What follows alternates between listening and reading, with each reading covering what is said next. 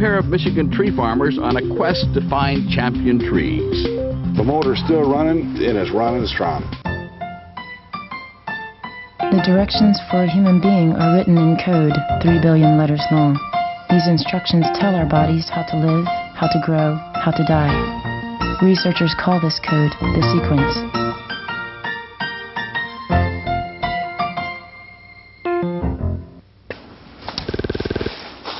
Well, where is she? Enter the Clone Rangers. That's a monster. That's the big tree. Dave Milarch and his son Jared have come to Walla Walla, Washington from their home in Michigan.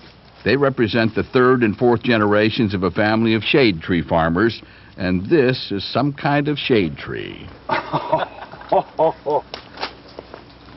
It's a London plane tree, better known as a sycamore, 130 feet tall and about 400 years old. It's the oldest and largest known tree of its kind in North America, a champion. Yes, it's an old forest giant. And by the looks of it, as healthy as it is, the motor's still running, and it's running strong. Which is exactly what the Milarchs want.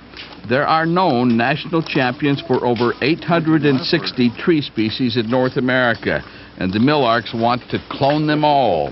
They call it the Champion Tree Project. We're looking for new growth, specifically in this tree, from the central leader, if possible, as close to the top. That's where I've got my rope set. Let's go get it. Yeah. Let's go get it. But I'm going to sneak. I got a feeling there's not going to be anybody seeing me when I'm up that high on that tree. The question is, what makes these trees so long-lived? Are there any special genetic traits that these very big, very old trees have that others of their kind don't? Eventually, they hope geneticists will try to find out. In the meantime, their mission is to make sure the trees, or at least their DNA, doesn't disappear. This champion tree will eventually die, but now its genome will be preserved in every clone the Milarchs can grow. That should be pretty accurate. 26. You know, you're much closer. Even. Right on the back. Right on the butt. Right on the butt. I say that this tree genetically has a genetic predisposition to be able to attain the size, the height, the health, and the vigor that it has.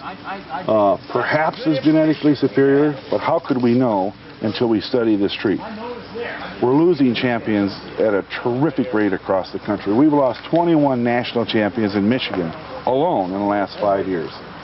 If we lose this tree's genetics, it might be a great tragedy.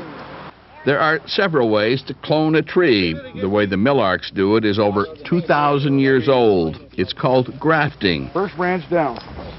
All right. It requires buds from the newest growth from the very top branches. The leaves are still coming out, but it has tremendous potential because you see the size and the vigor on this year's new growth of the wood, all the different pairs of the buds.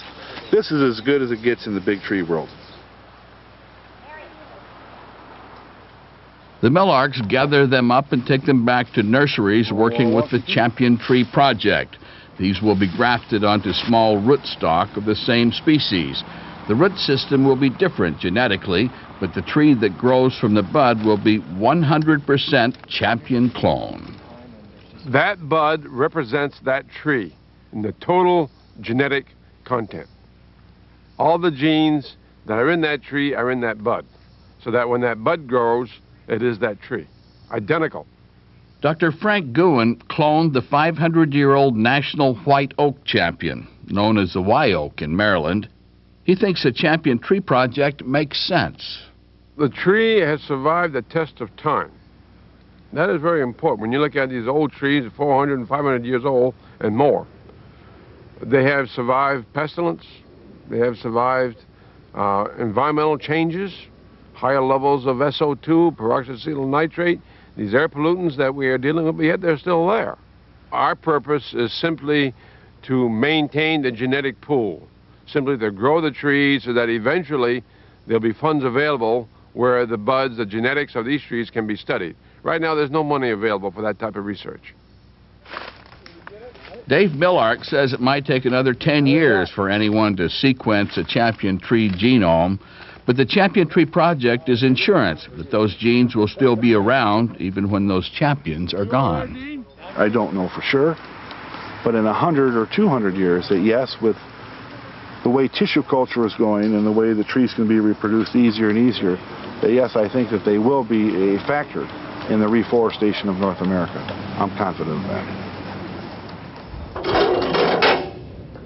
Recently, the Milarchs went to Mount Vernon, Virginia to clone the last 13 trees known to have been planted by George Washington, the tulip poplar, American holly, and mulberry.